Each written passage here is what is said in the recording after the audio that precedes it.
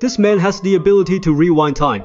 Whenever he faces danger, he can turn back time by 5 minutes. Because of this, Chris has avoided many tragic events. However, when he returns home one day, he discovers that his mother has been murdered, and Chris even becomes a scapegoat. Just as the police are about to catch him, Chris activates the time rewind, but this time, it takes him back 18 years. Chris finds himself back in elementary school. Looking at the scene in front of him, Chris almost thinks he's dreaming. In the next moment, the teacher's voice pulls him back to reality. But now, Chris no longer remembers where he used to sit in elementary school. So, he takes an empty seat. However, a classmate informs him that this is Ellie's seat. Ellie is an odd one. She always arrives late to school every Monday.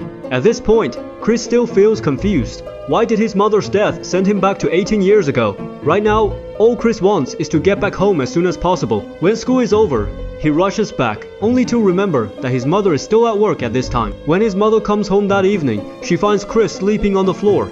As Chris eats the dinner his mother made once more, tears start to fall from his eyes. He makes a vow in his heart.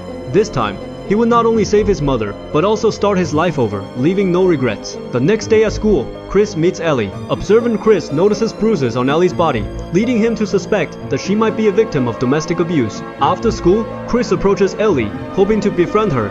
But Ellie says, "Would you kill someone for me?" This shocks Chris. At that moment, he suddenly recalls that Ellie had suffered domestic abuse before she was abducted and murdered.